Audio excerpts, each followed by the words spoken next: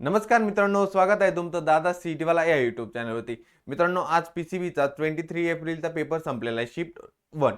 तर त्यामध्ये मुलांना पेपर कसा गेला, आपण दोन मुलांचे रिव्ह्यू कलेक्ट केलेले आहेत। तर त्यामधून एक गोष्ट समोर आली की फिजिक्सचा जो पेपर होता तो पूर्णपणे हार्डली गेलेला आहे दोन्ही मुलांना।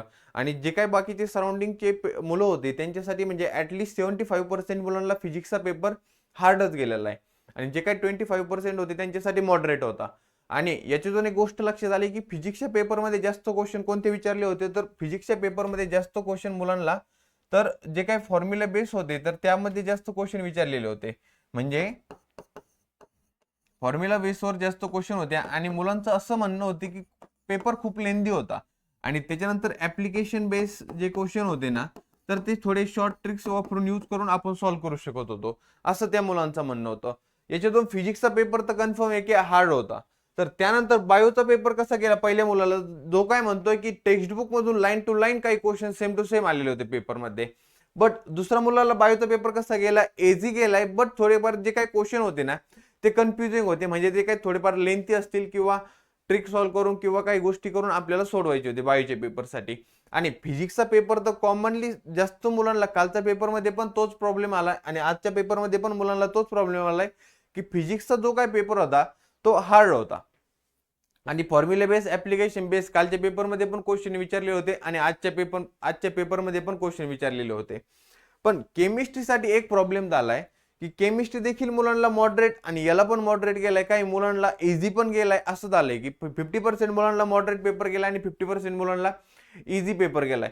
यावरून आपल्याला जी काय आजची शिफ्ट होती त्याचं अनालिसिस करणं थोडं क्रिटिकल जात आहे। कारण की काय झालं की इतर मुलांना दोन मुलांना मॉडरेट पेपर गेलाय, म्हणजे जवळपास 50% पेपर मॉडरेट होता आणि इझी जो होता तो 50% होता। तर मग यावरून आपण अनालिसिस कसं करणार की केमिस्ट्रीचा पेपर कसा होता।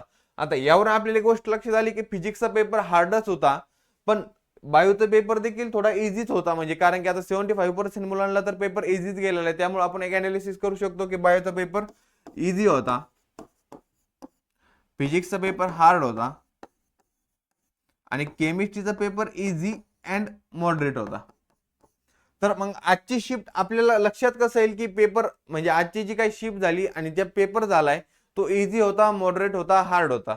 यावरून आपल्याला पर्सेंटाइल कॅल्क्युलेट करण्यासाठी देखील खूप काही कन्फ्युजिंग होत आहे। तर त्यामुळे तुम्ही काही मला कमेंट बॉक्समध्ये कळवा की तुम्हाला आजचा पेपर कसा गेलाय, जे की आपल्या नंतरचे जे काही मित्र पेपर देणार आहेत त्यांच्यासाठी फायदा होऊन जाईल की क्वेश्चन कोणत्या प्रकारे पेपरमध्ये विचारलेले आहेत। तर टेलिग्रामवरती मला मेसेज करू शकता, इंस्टावर मला मेसेज करू शकता की दादा आजचा पेपर इझी होता, मला हा सब्जेक्ट इझी गेला, मला फिजिक्स हार्ड गेला, केमिस्ट्री मॉडरेट गेला। अशा सर्व काही गोष्टी तुम्ही कमेंट बॉक्समध्ये मला नक्की कळवा।